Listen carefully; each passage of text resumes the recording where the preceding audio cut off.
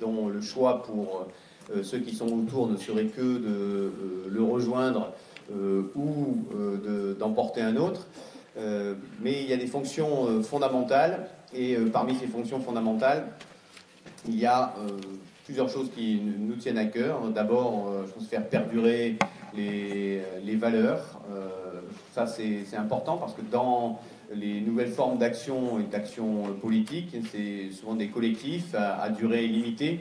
Et donc, dans ces collectifs à durée limitée, parfois au fil de l'eau, on peut perdre un socle de valeurs communes pour ne garder qu'une zone un peu de flou qui est certes souvent riche, mais qui est du coup sans doute friable politiquement. Et puis la deuxième mission qui ne concerne pas aussi aujourd'hui, c'est d'aller chercher un peu des têtes nouvelles. La politique est incarnée, hein, donc il faut en permanence aller chercher des militants, des gens qui veulent s'engager dans la vie publique sous différentes formes. Et puis, troisième champ d'action, c'est celui qui nous occupe aujourd'hui, c'est qu'il faut produire de la pensée, confronter, croiser les regards, aller chercher des regards un peu différents pour produire de la pensée, pour produire de l'idée, pour produire de la parole politique. Et finalement que ce qui émerge de cela nous permette derrière de prendre des mesures concrètes et d'avoir un projet précis. Donc dans cette fonction-là, l'initiative qui a été prise aujourd'hui, elle est prise sur un thème central qui finalement est une perspective entre le travail, les deux dimensions du travail, hein, notre capacité à produire une œuvre, une autre activité, et puis notre capacité aussi à vivre dans un champ de contraintes. Nous avons des contraintes humaines, ne serait-ce que physiologiques, et en fait cette articulation-là est une articulation qui est pour moi centrale dans la société aujourd'hui et qui est questionnée parce que notamment en France, le désœuvrement est sans doute une problématique majeure. Donc c'est important de prendre ces temps, c'est important pour nous de vous accueillir à Grenoble, où nous essayons d'avancer dans bien des champs, même si le domaine du travail est un petit peu éloigné de façon directe des compétences municipales. Il n'empêche que tout cela, c'est un projet culturel, et que dans ce projet culturel, en fait, nous avons des contributions à amener dans chacun des domaines, et que tout ce que nous faisons est finalement une contribution à ce projet culturel. Je n'en dis pas plus pour ce mot d'accueil. Je passe la parole à Alain Coulombelle qui donc a structuré cette journée et qui va faire l'intro de fond. Ah, merci. Merci Eric. Merci Eric pour cet accueil. Alors je vais essayer d'être court puisque j'ai soi-disant l'habitude d'être trop long, donc on va essayer de raccourcir au maximum pour laisser la place à nos invités. Donc je voudrais d'abord dire quand même que je suis très heureux d'introduire cette première convention sur le travail qui normalement est le début d'une série de conventions qu'on va essayer d'organiser tout au long de l'année 2018 sur un certain nombre d'autres thématiques. On a choisi de commencer ces conventions de prospective sur effectivement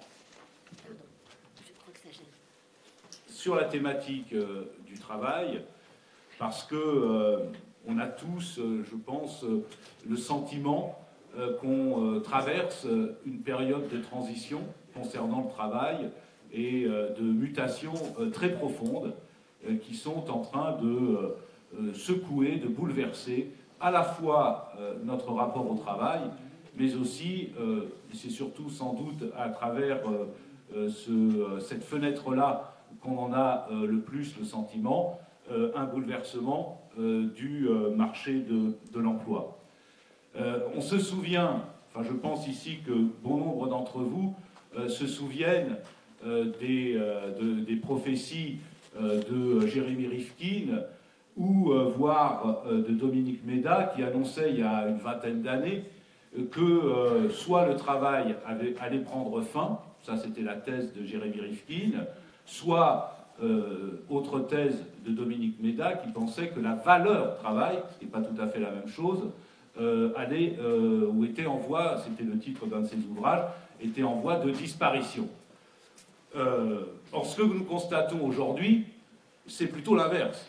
Quelque part, la valeur travail reste encore pour bon nombre de nos concitoyens une valeur très forte, dans lesquelles ils se reconnaissent, ou en tout cas par lesquelles ils reconnaissent un vecteur d'intégration, de reconnaissance, de socialisation.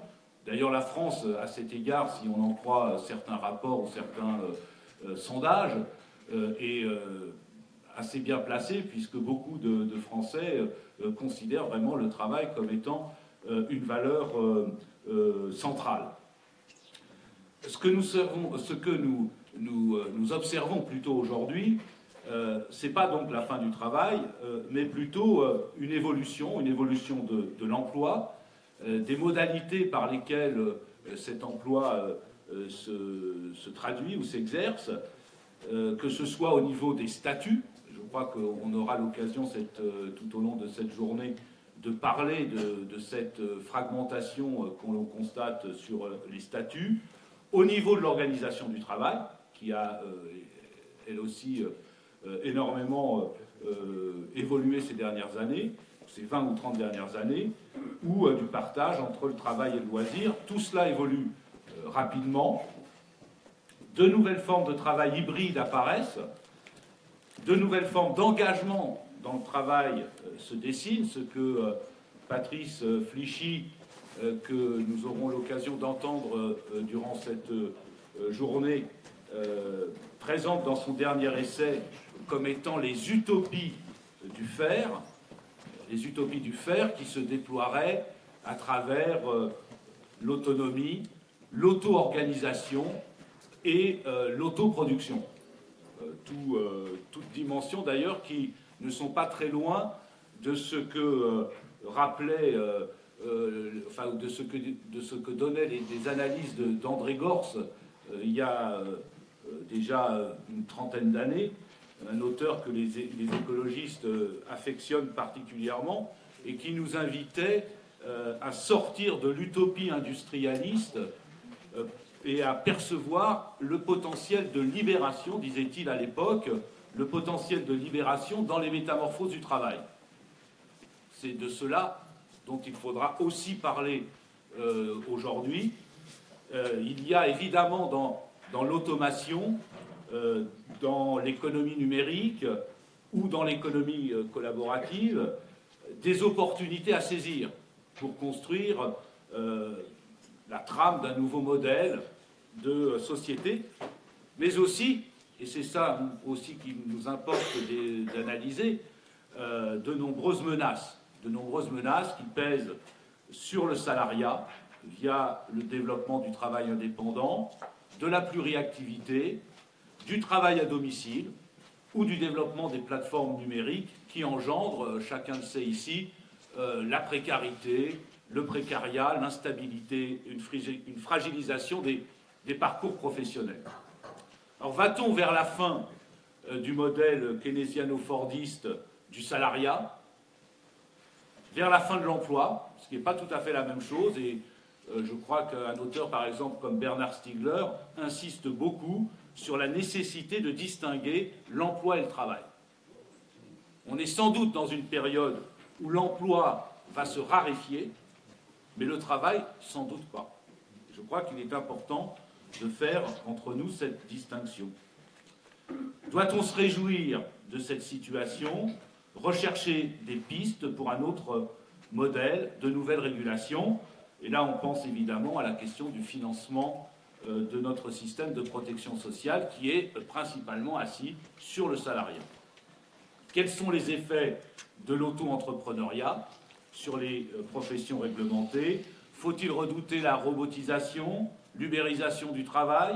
Faut-il s'attendre à une polarisation renforcée des emplois et des qualifications?